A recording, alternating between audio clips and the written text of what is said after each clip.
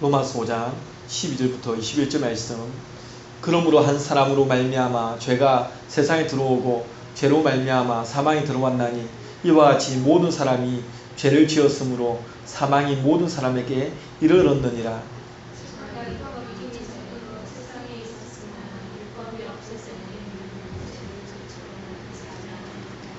그러나 아담으로부터 모세까지 아담의 범죄와 같은 죄를 짓지 아니한 자들까지도 사망이 왕노릇하였나니 아담은 오실 자의 모형이라.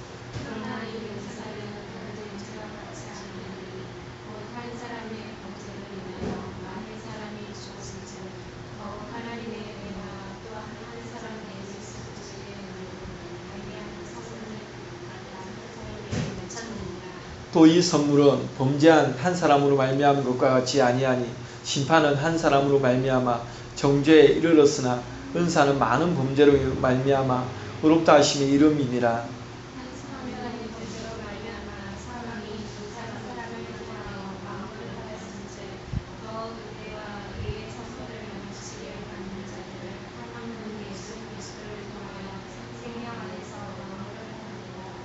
그런즉 한 범죄로 많은 사람이 정죄에 이른 것 같이 한 의로운 행위로 말미암아 많은 사람이 의롭다 하심을 받아 생명에 이르렀느니라.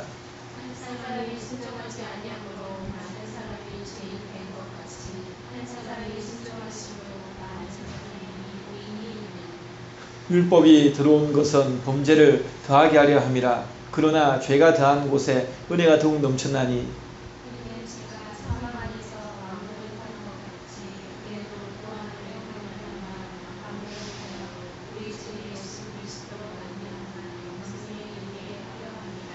아멘. 기도하겠습니다. 사랑의 하나님, 주님 감사합니다. 하나님, 오늘도 주의 말씀으로 저희들 마음에 은혜를 더하여 주옵소서. 하나님 말씀 깨달을 수 있는 지혜를 주시고 하나님 말씀을 우리 마음에 새길 수도 도와주시옵소서. 하나님, 주의 말씀을 따라 저희들 가기를 원합니다. 하나님, 우리가 가는 길이 죄에 속한 길이 되지 아니하고 예수 그리스도 의에 속한 길이 될 수 있도록 인도하여 주옵소서. 아버지 하나님, 이 시간에도 전하는 제 입술을 주관하여 주시고 듣는 식구들의 마음에도 성령으로 하나님 감동 감아주시고 인쳐주시기를 원합니다. 아버지 하나님, 성령께서 역사해 주시기 원합니다. 주의 복음이 하나님 우리의 마음에 큰 기쁨의 복음으로 다가올 수 있도록 인도하여 주옵소서. 모든 것 주께 감사드리오며 예수님 이름으로 기도합니다. 아멘. 우리가 지난주에 보았던 앞의 내용들은 구원에 관한 확실한 효과를 성도 안에서 이렇게 설명하였습니다. 이제는 오늘 본문에 보면 모든 인류에게로 그 대상을 확대시킵니다. 특별히 한 사람이라는 단어가 거듭 반복되고 있는데, 이 한 사람이라는 단어를 통해서 무엇을 보여주냐면 대표와 연합의 원리를 보여줍니다. 인류의 대표자는 아담, 예수 그리스도로 표현되고 있습니다. 하지만 이 둘 사이에는 아주 큰 차이가 납니다. 왜냐하면 아담은 죄의 대표이고 예수 그리스도는 의의 대표로 표현되고 있기 때문에 그 속에서 우리는 어떻게 살아가냐면 각자 연합을 이루며 살아갑니다. 우리의 숙제는 무엇입니까? 과연 어디에 속하여 살아가느냐가 평생 풀어야 할 영원한 숙제로 남아있다. 저와 여러분은 어디에 속하여서 지금 걸어가고 있습니까? 우리에게 자문하고 다시금 물어보기를 원합니다. 의에 속하여서 아니면 죄에 속하여서 우리의 길은 어디로 가고 있습니까? 먼저는 죄에 속한 길에 대해서 우리에게 보여주고 있습니다. 죄에 대해서 설명해 주고 있는 겁니다. 12절에 보면 그러므로 한 사람으로 말미암아 죄가 세상에 들어왔다라고 얘기합니다. 모든 것은 한 사람으로부터 시작되죠. 이것이 영향력입니다. 강성교회가 세워지는 것도 많은 사람이 아니라 한 사람으로 말미암아 그 사람의 피나는 헌신을 통해서 세워질 것이고, 죄도 아담의 원죄 한 사람으로 말미암아 세상에 죄가 들어왔다. 죄는 아담으로부터 시작되었습니다. 이것이 죄의 역사입니다. 아담을 한 사람으로 표현하는 것은 아담이 온 인류의 대표자이기 때문에 이렇게 표현하는 것이고, 결국 아담 한 사람으로 말미암아 죄가 세상에 들어오게 되었고, 그 결과 모든 사람이 어디에 이르게 되었다? 사망에 이르게 되었다라고 얘기합니다. 여기서 우리는 두 가지 사실을 발견하게 되는데, 죄의 영향력과 죄의 결과입니다. 한 사람으로 말미암아, 한 사람의 죄로 말미암아 온 세상이 죄의 근세 아래 딱 눌려 있게 되었습니다. 근세 아래에 놓이게 되었고, 그리고 그 결과는 사망으로. 로마서 6장 23절을 보면 죄의 삭은 사망이라고 분명히 얘기합니다. 여기서 말하는 사망은 무엇인가? 육적 죽음 이전에 영적 죽음을 의미하는 거죠. 그럼 영적 죽음은 무엇인가? 한마디로 얘기해서 하나님과의 관계 단절을 의미하는 것입니다. 지금도 하나님과의 관계가 단절된 상태에서 살아가는 사람들이 많습니다. 이들은 모두 영적으로 죽은 사람입니다. 살았으나 죽은 사람입니다. 영적으로 죽어 있기 때문에 또 영적 감각도 없습니다. 무뎌져 있습니다. 사람들은 영적 죽음에 대하여 도무지 관심이 없습니다. 이 이유도 역시 영적으로 죽었기 때문입니다.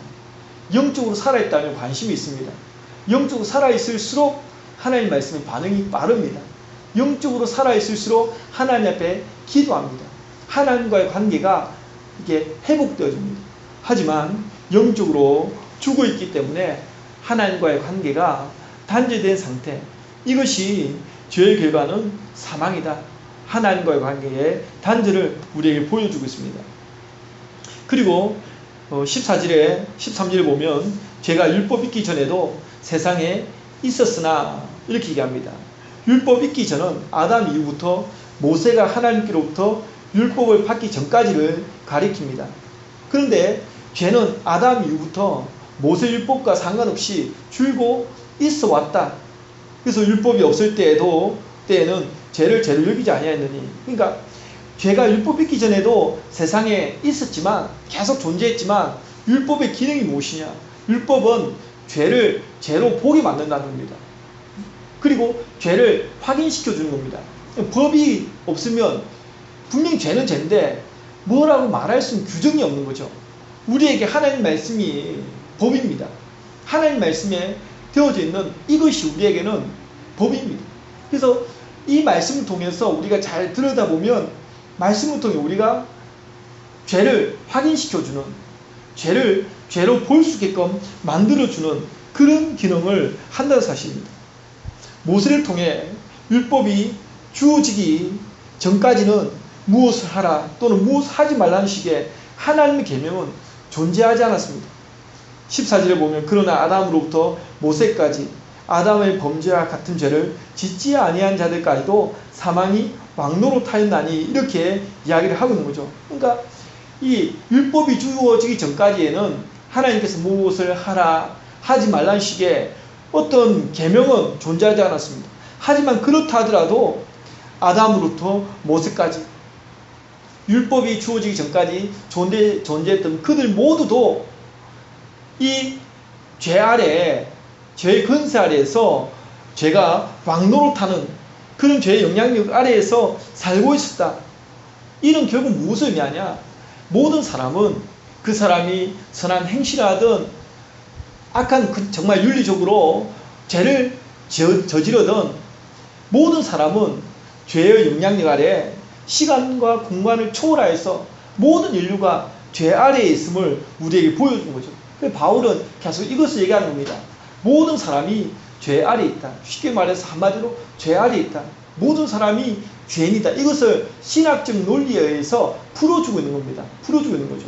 그래서 한 사람 원죄 아담으로부터 죄가 들어왔는데 그 죄로 인하여서 모든 사람이, 율법은 그냥 죄를 인정하고 죄가 죄인 것을 보여주는 기능을 할 뿐이지 율법이 없었다고 하더라도 이미 죄는 존재하였다. 이걸 계속적으로 말하고 있는 겁니다. 모든 인류가 이 비참한 죄의 비참한 아래에 놓여 있음을 얘기를 하는 거죠. 이 일에는 한 사람도 예외가 있을 수 없다. 이에 따라 모든 사람이 사망이 왕노릇한 상태에서 살아가고 있는 겁니다. 영적 죽음 속에 살아가고 있는 것이죠. 영적 죽음의 비참함을 알지 못하고 그냥 거기에 머물러 살아가고 있는 겁니다. 이것이 죄에 속한 길입니다. 죄 아래에 놓여 있습니다. 모든 사람이 죄 아래에 놓여 있습니다. 그러면서 우리에게 의에 속한 길을 제시합니다. 아담은 오실자의 모형이라고 얘기합니다. 그러니까 아담은 예수 그리스도의 모형으로 오셨는데, 하지만 이 둘 사이에는 엄청난 차이가 있는 겁니다. 아담으로부터 시작된 죄에 대한 언급 후에 그러나로 인류의 대반전 스토리를 그리고 있는 거죠. 비록 아담의 죄로 인해서 모든 사람이 죄 아래에 눌려있고 그 죄의 본성 때문에 사람은 여전히 쾌락을 좋아하는 겁니다. 하나님은 관심 없습니다. 이게 죄의 본성입니다. 우리의 본성은 선한 일에 대한 욕구도 있지만 하나님의 형상을 닮았기 때문에, 하지만 선한 일보다도 더 큰 욕구가 죄의 본성입니다. 그리고 그 죄를 쾌락으로 바꾸고 싶어하는 그러한 욕구들이 우리 안에 있습니다. 이러한 상태에 있는데, 그러나로 시작하면서 이 언사는 그 범죄와 같지 아니하니 곧 한 사람의 범죄를 인하여 많은 사람이 죽었은즉 더욱 하나님의 은혜와 또한 한 사람 예수 그리스도의 은혜로 말미암은 선물은 많은 사람에게 넘쳤느니라. 보통 은사하면 선물을 뜻하는데 여기서는 보다 구체적으로 구원의 은혜를 가리킵니다. 이 은사는 그 범죄와 같지 아니합니다. 죄가 인류에게 가져다 준 비극과는 정반대의 결과를 주는 것임을 우리에게 보여주는 거죠. 죄가 우리에게 준 비참함, 하지만 예수 그리스도로 말미암아 주어진 구원의 은혜, 이것은 정반대의 결과를 우리에게 주는 겁니다. 죄는 아담 한 사람으로 말미암아 이 땅에 들어왔지만 구원은 예수 그리스도로 말미암아 들어오게 되었습니다. 아담은 죄의 표상이지만 예수 그리스도는 구원의 표상입니다. 그리고 그 영향력은 한 사람에게서 많은 사람에게로 흘러 들어갑니다. 한 사람에게 시작된 죄가 많은 사람을 죽였습니다. 한 사람에게서 시작된 은혜가 많은 사람을 살렸습니다. 특히 여기 넘쳤느니라, 이 단어는 물이 강둑을 넘쳐서 걷잡을 수 없게 된 상황을 묘사하는 단어입니다. 초과하다, 능가하다라는 뜻이죠. 넘쳤느니라, 넘쳤다라고 우리에게 얘기합니다. 더욱 하나님의 은혜와 또한 한 사람 예수 그리스도의 은혜로 말미암은 선물은 많은 사람에게 넘쳤느니라. 초과했다, 능가했다. 무슨 의미합니까? 아담이 저질러 놓은 죄의 결과를 훨씬 능가하는 하나님의 은혜를 보여주는 거죠. 예수 그리스도로 말미암은 하나님의 은혜는 인류의 죄를 덮기에 충분하였다. 이것이 무엇입니까? 예수 그리스도의 은혜인 겁니다. 분명히 모든 인류는 죄 아래에 있습니다. 죄의 비참함 아래에 있습니다. 하지만 예수 그리스도로 말미암아 이 죄를 완전히 전복시킬 만한 구원의 은혜를 우리에게 베풀어 주셨다. 훨씬 초과하고 능가할 만한 하나님의 은혜를 우리에게 부어주셨다. 이걸 바울은 이야기를 하고 있는 겁니다. 또 16절에 보면 또 이 선물은 범죄한 한 사람으로 말미암은 것과 같지 아니하니, 다시 한번 강조하죠.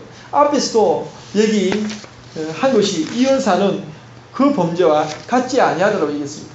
그럼 또 한번 이 선물은 범죄한 한 사람으로 말미암은 것과 같이 아니하다고 얘기합니다. 그러니까 예수 그리스도의 은혜로 말미암은 구원의 선물이 이 한 사람의 죄로 말미암아 인류에게 끼친 그런 어떤 비극적인 영향과는 대조된다. 어떻게 대조되는가를 이야기를 하고 있는 겁니다. 분명히 아담의 한 사람에 의해 들어온 이 죄의 비극과는 다른 정말 능가하고 넘칠 만한 그런 하나님의 은혜를 우리에게 부어주셨다는 사실을 얘기를 하고 있는 거죠. 먼저 심판은 한 사람으로 말미암아 정죄에 이르렀으나 한 사람으로 말미암아 정죄에 이르렀다. 공동번역, 가톨릭과 기독교가 같이 번역한 공동번역이라는 성경이 있는데 거기에서는 이렇게 이야기를 합니다. 아담의 경우에는 그 한 사람 때문에 모든 사람이 유죄 판결을 심판을 받게 되었다. 이런 말입니다. 아담의 경우에는 그 한 사람 때문에 모든 사람이 유죄 판결을 심판을 받게 됐다. 무슨 말입니까? 아담 한 사람으로 말미암아 전 인류로 죄가 전가되었음을 얘기하는 거죠. 우리는 이것을 이해할 수 없습니다. 하지만 이 죄라는 부분에 의해서, 아담에 의해서 모든 사람의 본성 자체가 타락했다.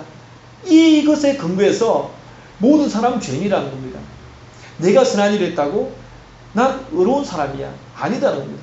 우리의 본성 자체는 아담으로부터 시작해서 타락해 있습니다. 그래서 자꾸 쾌락을 원합니다. 즐기는 것을 원합니다. 육체가 좋아하는 것을 원합니다. 하나님은 우리의 영혼의 충실함을 원하는 거죠. 우리는 육적인 존재가 아니라 영적인 존재입니다. 사실은 육체는 껍데기입니다. 우리의 영혼에 알맹이가 있는 것입니다.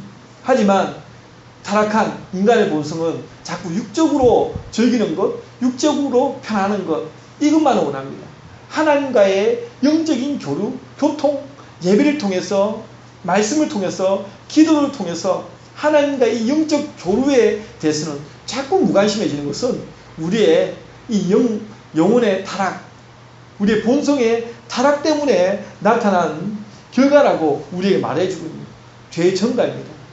아담의 범죄로부터 모든 인류가 이 죄의 전가의 속에서 모두가 타락했고 죄인이었고, 그래서 여기서 벗어나는 길이 한 가지가 있는데 그 길이 바로 무엇입니까? 심판은 한 사람은 말미암아 정죄에 이르렀으나 은사는 많은 범죄로 말미암아 의롭다 하심의 이름이니라. 많은 범죄로 말미암아 의롭다 하심의 이름이니라. 이 메시지도 공동 번역에 보면 이렇게 번역되어 있습니다. 은총의 경우에는 죄지은 많은 사람이 은총을 거저 입어 무죄 판결을 받았다. 아담의 이 범죄를 인하여서 유죄 판결을 받았는데 이제는 이 은총, 예수 그리스도의 은총의 경우에는 죄지은 많은 사람이 은총을 거저 입었다는 겁니다. 그래서 무죄 판결을 받았다고 얘기합니다. 거저 입은 것이 은혜죠. 거저 주신 겁니다. 우리에게 어떤 대가가 아니라 거저 주신 겁니다. 그리고 하나님 앞에서 무죄 판결을 받게 되었습니다. 이것이 하나님께서 베푸르신 구원의 선물입니다. 이처럼 하나님의 은사인 구원의 선물은 하나님의 심판을 능가할 정도로 아예 덮어버린 거죠. 이것이 의에 속한 길입니다. 예수 그리스도를 통해서 우리에게 주어진 이 길, 우리는 어느 길로 가기를 원합니까? 여전히 우리의 길은 죄에 속해 있는 길, 여전히 우리 육체가 좋아하는 길, 우리는 아이들도 마찬가지지만 어른들도 마찬가지입니다. 편한 걸 원합니다. 무조건 편한 걸 원합니다. 자기 시간이 편한 거. 전도하러 오시는 권사님도 여유가 있어서 오는 거 아닙니다. 11시에, 오전 11시까지 와서 12시 가야 된다고 그럽니다. 왜?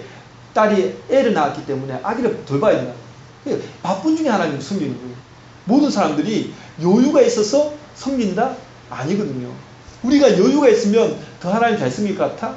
물질의 여유가 있으면, 또 시간의 여유가 있으면, 공부도 마찬가지고 모든 건 마찬가지입니다. 여유가 있으면 잘하는 게 아닙니다.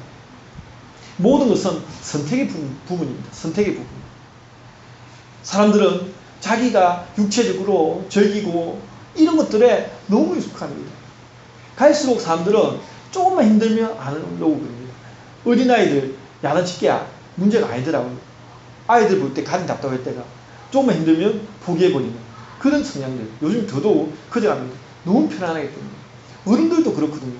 우리 하나님 말씀을 배우고 어떤 것들을 할 때 조금만 힘들면 그것을 피해버리고 싶어하는 성향이 우리 안에 강하게 자리 잡고 있습니다. 육체적으로만 발달되어 있기 때문입니다. 하물며 그와 반대로 수도원 시절 때 그때는 그들이 금욕주의적으로 육체의 어떤 중용의 이런 것들을 끊어가면서 철저하게 하나님 앞에 나아가다 보니까 하나님을 엄청나게 많이 경험한 시대들도 있었습니다. 지금도 한국교회는 너무 풍성하기 때문에 하나님 역사를 잘 경험하지 못하는 반면에 정말 외딴 그러한 밀림 지역의 그러한 선교사님들은 아직도 하나님의 살아계신 눈에 탁 보이도록 나타난다 이거죠. 왜 그렇습니까? 육체에 우리가 건접할수록 우리의 영혼은 계속 피폐해져 가고 육체의 부분들을 조금만 절제해 가면서 나아가고 하나님 앞에 나아갈수록 우리는 영적인 기능이 발달되고 하나님을 경험하게 되어지는 겁니다. 우리에게는 어떤 길을 지금 걷고 있습니까? 죄에 속한 길, 의에 속한 길. 의에 속한 길은 예수 그리스도께 속한 길입니다. 우리는 회복의 길을 걸어가야 됩니다. 17절에 보면 한 사람의 범죄로 말미암아 사망이 그 한 사람을 통하여 왕노릇하였은즉 더욱 은혜와 의의 선물을 넘치게 받는 자들은 한 분 예수 그리스도를 통하여 생명 안에서 왕노릇하리로다. 이 세상에는 두 가지의 길만 존재합니다. 첫째는 한 사람의 범죄로 사망에 이르는 길이고, 둘째는 한 분 예수 그리스도를 통하여 생명에 이르는 길입니다. 우리가 지금 가고 있는 길을 점검해야 되죠. 우리는 지금 어디로 가고 있는지 참으로 오리무중일 때가 많이 있습니다. 왕노릇의 의미는 다스림의 의미입니다. 그래서 본문에서도 왕노릇하리로다, 왕노릇하리로다, 이 표현이 많이 등장하는데, 즉 나를 다스리고 있는 그 대상에 따라서 내가 가는 길이 정해지는 겁니다. 우리가 지금 다스림을 받고 있는 대상, 나를 지금 다스리는 대상, 세상이 나를 다스리고 있다? 제 길로 가는 겁니다. 예수 그리스도의 다스림을 받고 있다? 예수 그리스도에서 우리에게 왕노릇하고 있다? 그럼 우리는 의의 길에 통해 가고 있는 겁니다. 원래 우리는 죄 아래에서 살 수밖에 없는 존재들이었습니다. 하지만 예수 그리스도의 십자가로 말미암아 은혜와 의의 선물을 넘치게 받는 자들이 되었습니다. 새 생명을 얻게 된 것이죠. 이제 나를 다스리는 대상은 바뀌어야 됩니다. 세상이 아니라 예수 그리스도께서 나를 다스리는 대상으로 우리가 회복되어져야 하는 겁니다. 그렇게 살아가고 있는지를 우리는 늘 물어보아야 됩니다. 그런데 이 길은 결코 쉽게 이루어진 길이 아니죠. 너무 복음이 쉽게 주어지니까 예수만 믿으면 총 간다 하니까 이 실감을 못 느끼는 겁니다. 사람들이 이것을 절박하게 느끼지 않습니다. 좀 뭔가 힘들게 얻어야 그것이 절박하다고 생각합니다. 근데 우리에게 이 길은 쉽게 주어진 길이 아닙니다. 예수 그리스도께서 십자가에 달려 죽기까지 하나님 아버지께 순종하심으로 이루신 길이죠. 그래서 이 17절, 18절에 보면 그런즉 한 범죄로 많은 사람이 정죄에 이른 것 같이 한 의로운 행위로 말미암아 많은 사람이 의롭다 하심을 받아 생명에 이르렀느니라. 한 사람이 순종하지 아니함으로 많은 사람이 죄인 된 것 같이 한 사람이 순종하심으로 많은 사람이 의인이 되리라. 순종을 통해서 이루어진 길입니다. 순종을 통해서 주어진 길입니다. 죽기까지 순종하심을 통해서 이루어진 거죠. 아버지의 뜻은 모든 사람이 이 길 속으로 들어오기를 원합니다. 회복의 길을 걷기로 원하십니다. 그런데 안타깝게도 우리는 여전히 세상의 영향에 너무도 많이 민감하게 노출되어져 살아가고 있다. 이것을 제어해주고 좀 바른 길을 잡아줄 수 있는 기능을 할 수 있는 곳이 바로 교회입니다. 그리고 그 교회에 목회자를 세웠고 그 목회자를 통해서 메시지는 계속적으로 선포되어지고 있습니다. 이 말에 우리 선배님들 순종을 반응하면 사는 길로 들어가는 것이고, 다 듣는다고 다 순종하는 것이 아니기 때문에 여전히 듣고 흘려버리고 우리의 영향력은 세상이고, 이렇게 살아가면 우리는 여전히 죄의 길에 속하여서 걸어갈 수 없습니다. 이 두 가지 갈림길에서 이걸 정말 의의 길로 틀어줄 수 있는 기능을 하기 위해서 교회를 세웠습니다. 그리고 이 교회 안에 성도들을 통해서 이 기능을 하기를 원합니다. 때론 믿음이 연약해서 신앙이 부족해서 영적으로 어려서 어디로 가야 될지 모릅니다. 세상은 우리에게 좋은 쪽으로 오면 좋지만 세상은 우리의 편이 아니더라고요. 아이들이 신앙생활 하는 것도 너무 어디 가는 데가 많습니다. 너무 사적 일들이 많습니다. 그래서 신앙적으로 줄 수 있는 기능을 할 수 있는 것이 없습니다.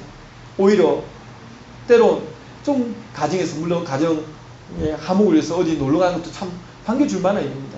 그러나 신앙의 가정이면 좀 토요일날 갔다 온다든지 이렇게 할 수 있는 부분을 신앙이 없는 가정에서는 늘 주일날 어디 가고 뭐 가정사도 많고, 그래서 우리 어떻게 보면 지민이 가정이 오히려 교회에서는 반기는 겁니다.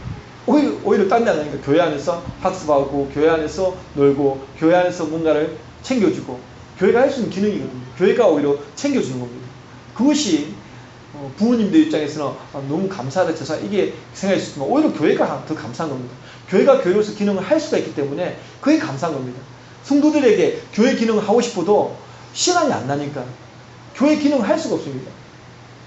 정말 중고등부 때, 어릴 때 교회에 살았던 그런 삶들, 최근에 지난주에도 얘기했다시피 제가 중고등부 때 같이 이렇게 교회를 섬기고 신앙생활했던 선후배들, 선배들, 동기들, 그 밴드가 이렇게 생겨가지고 그때 전우사님과의 모임도 어제 부산에서 갖는다라고 공지가 올라왔더라고요. 그런데 저는 갈 수 없는 연필로 또 연락을 취하지도 않기 때문에 그렇게 하는데, 그때가 사실 좋았던 때입니다. 오히려 좀 환경이, 오히려 그때 지금 잘 살지만은 너무 이렇게 세상적으로 화려하고 놀러가는 이것 때문에 신앙생활을 정말 할 수가 없는 구조입니다. 이것에 대한 심각성을 우리 성도들이 같이 느껴야 됩니다. 어떤 길로 가기를 원하느냐. 그냥 세상에 영향을 받으면서 세상에 시간 투자하면서 그냥 재밌게 살면서 그냥 살면 다냐? 그것이 인생의 끝이냐? 아니다라는 겁니다. 예수 그리스도께서 오셔서 천국으로 우리를 이끌기 위해, 우리를 영접하시기 위해 먼저 성천에 올라가셔서 그 길을 예배하고 계셨고, 또 지금도 그러한 길을 우리는 걸어가야 되는데 참으로 걸을 수 없는 시대입니다. 참으로 하나님께서는 우리가 정말 이 예수 그리스도 그 회복된 길로 가기를 원합니다. 세상의 영향을 너무 많이 받지 마십시오. 그런 길로 가다가 우리 인생이 결코 행복하지 않습니다. 마치 아담이 순종하지 않음으로 죄의 길을 걷게 되었듯이 우리도 여전히 세상의 영향을 받으면서 가는 겁니다. 우리가 시간 패턴이나 이런 것들도 다 조절해 봐야 됩니다. 우리의 목적은 딱 정해져 있거든요. 하나님을 예배하는 삶, 딱 정해져 있습니다. 그렇기 때문에 우리의 아무리 어떤 바쁘고 여러 가지 있어도 우리의 목표가 무엇이다, 그 타겟을 위해서 우리의 시간들과 환경들을 바꿔나가는 힘이 있어야 됩니다. 우리는 믿지 않는 사람들에게 존중받아야 되죠. 나 크리스찬이야. 존중받아야 됩니다. 믿는 자로서 존중을 받아야 됩니다. 근데 그 존중을 우리 스스로가 포기하는 경향들이 참으로 많이 있습니다. 예수 그리스도 그분의 길로 걸어가야죠. 이 길만이 회복의 길입니다. 그러면서 20절 보니까 율법이 들어온 것은 범죄를 더하게 하려 함이라. 그러나 죄가 더한 곳에 은혜가 더욱 넘치나니. 이 말은 율법 자체가 악하다는 의미가 아닙니다. 율법이 들어온 것은 범죄를 더하게 하려 함이라. 더하게 하려. 그럼 율법이 죄를 짓게 만드는 것이냐? 율법 자체가 악한 것이 아닙니다. 율법을 통해 우리는 죄를 깨닫게 되고 죄의 본성을 발견하게 되는 겁니다. 그러니까 우리가 아무리 선한 일을 하려고 그러고 아이한테 화 안 내야지, 이번 주에 좀 내가 이렇게 좀 잘 살아봐야지, 잘 안 되지 않습니까? 그래서 이러한 또 계명을 보면서 나의 죄의 본성, 어쩔 수 없는 그런 부분들, 그렇다고 우리가 어쩔 수 없는 것 같다고 그냥 즐기면 안 되죠. 탄식해야 되죠. 안타까워해야 됩니다. 바울처럼 그 속에서 갈등을 해야 됩니다. 어쨌든 죄를 깨닫게 하고 죄의 본성을 발견하게 합니다. 자신을 볼 줄 아는 사람은 자신이 얼마나 추악한 죄인인지를 알게 됩니다. 그런 상태에서 복음을 전하면 그 사람에게는 이 복음이 어떻게 됩니까? 은혜가 더욱 넘치게 되는 거죠. 죄가 더한 곳에 은혜가 더욱 넘친다니라가 바로 이런 말씀입니다. 자기의 죄의 본성을 깨닫는 사람이 이 복음을 딱 발견하게 되면 은혜가 넘치는 겁니다. 근데 그걸 깨닫지 못한 사람은 아무리 복음을 접해도 은혜롭게 다가오지 않습니다. 실제로 죄를 많이 지었기 때문에 죄인됨을 고백하는 것이 아닙니다. 죄는 무슨 문제냐? 깨달음의 문제입니다. 깨달음 문제. 내가 죄를 많이 지었기 때문에 예수님을 만나고 난 다음에 나 죄인이야, 이게 아닙니다. 윤리적으로 특별하게 큰 문제가 없는 것 같은 사람도 주 안에서 깨달음의 깊이가 아주 깊어지는 겁니다. 깨달음의 깊이가. 깨달음의 폭이 넓어지는 겁니다. 그러니까 우리의 영적 기능이 발달되면 하나님의 말씀이 막 깨달아지는 겁니다. 그렇기 때문에 하나님의 말씀이 송이꿀보다 더 달게 느껴지는 거죠. 또 의미 있는 삶을 살기 위해서 이 말씀이 깨달아지는 겁니다. 깨달아지는 거죠. 반면에 우리가 육적으로 발달되어진 삶을 살다 보면 깨달아지지가 않습니다. 왜 굳이 이렇게 살 필요가 뭐가 있냐고 얘기합니다. 왜 굳이 이렇게 살아야 돼? 그냥 종의 종물하고 즐겁게 살지, 그냥 재밌게 살지, 그러면 되지, 이렇게 살아가는 겁니다. 하나님의 은혜가 우리 안에 넘치는 것은 깨달음이죠. 죄는 깨달음이 문제입니다. 특별하게 난 못되게 살지 않았어, 그런 사람도 하나님의 은혜를 깨달으면 크게 느껴지는 겁니다. 우리에게는 깨달은 문제예요. 남이 볼 때는 제 축에도 들지 않는 것처럼 보입니다. 하지만 그 사람에게는 심각한 제 고민이 있는 겁니다. 남이 볼 때는 별거 아닌 것 같은데 고민을 되게 많이 하는 사람 있지 않습니까? 신앙적으로. 근데 그 사람에게는 하나님 은혜가 넘치고 있기 때문에 심각한 겁니다. 우리도 그런 모습이어야 되죠. 남이 이해할 수 없는 부분이 있어야 되는 겁니다. 물과 기름이 섞일 수 없는, 그래서 성질이 다르기 때문이죠. 세상 사람이 나를 너무 잘 이해하고 있다. 이상한 겁니다. 세상 사람은 우리를 이해하지 못하는 부분들도 있어야 되는 겁니다. 우리 신앙의 부분에 대해서 세상 사람은 어떻게 이해를 합니까? 이해 못해야 되는데 세상 사람들은 우리를 너무 잘 이해하고 있죠. 그건 내가 아직도 예수 그리스도 안에서 살지 못하고 있기 때문에 그러한 겁니다. 남이 볼 때는 제 축에 들지도 않는 것이 우리에게는 정말 심각한 고민이 되는 영역들이 있어야 됩니다.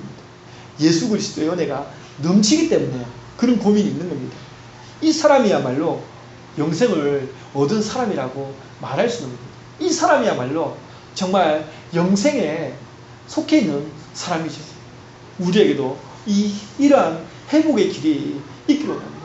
좀 더 하나님 앞에 몸부림칠 수 있는 예수 그리스도의 은혜가 그냥 우리에게 거저 주어졌지만 결코 쉽게 이루어진 길이 아니다라는 사실을 우리가 기억할 수 있기를 원합니다.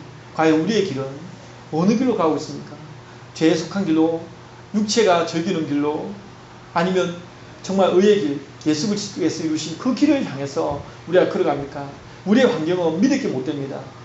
지금 어려운 환경이 있다면 그 어려운 환경을 뚫지 나면 또 조금 편안한 길이 오다가도 또 우리의 삶에는 여러 가지 환경이 정말 돌변적으로 바뀌기도 하고 어렵게 힘들게 옵니다. 그럴 때마다 우리는 타협하면 살 겁니까? 그럴 수 없는 겁니다. 하나님은 우리에게 그러한 환경을 통해서 테스트합니다. 결단이죠. 신앙은 결단입니다. 어느 길로 가야 되는지가 분명하면 그 길을 선택해서 가면 되는 겁니다. 우리에게 확실한 길, 예수 그리스도 그분의 길로, 의의 길로 나아가기로 합니다. 아직도 우리에게는 죄의 본성이 있고 우리에게는 여러 가지 연약한 점이 있습니다. 계속적으로 회복되어져 가는 단계의 길로 나아가야 됩니다. 우리 강성교회 식구들에게도 이러한 길만 갈 수 있다면 하나님께서 우리 강성교회를 통해서 귀하고 놀랍게 사용하십니다. 저희 여러분이 강성교회를 통해서 정말 이 죄의 축을 이렇게 조절하여서 하나님 앞에서 나아갈 수 있는 그러한 길로 회복되어지기를 주의 이름으로 축원드립니다. 기도하겠습니다. 사랑의 하나님 주님 감사합니다. 아버지 하나님, 우리 강성교회 모든 식구들이 참으로 바른 길로 가기를 소망합니다. 하나님 아버지, 주님, 참으로 이 시대가 하나님을 믿기 힘든 시대입니다. 정말 하나님을 바르게 예배하는 삶이 우리의 삶의 중심에 설 수 있도록 인도하여 주시옵소서. 하나님 아버지, 우리의 환경은 믿을 것이 못됩니다. 아버지, 환경이 요동할 때마다 세상과 타협하며 하나님을 부인하겠습니까? 주님, 그럴 수 없습니다. 죄의 길로 속하지 아니하고 의의 길에 속한 자로 살아갈 수 있도록 도와주시옵소서. 육체의 즐거움과 육체의 쾌락만을 쫓아 가지 않고 우리가 하나님 말씀을 듣고 하나님 말씀에 시간을 투자하고 정말 하나님 앞에 정말 갈 수 있는 그 길을 정말 힘을 다해 갈 수 있도록 인도하여 주시옵소서. 주님 감사합니다. 우리 강석길 모든 식구들에게 힘 주시옵소서. 모든 걸 주께 감사드리오며 예수님 이름으로 간절히 기도드립니다.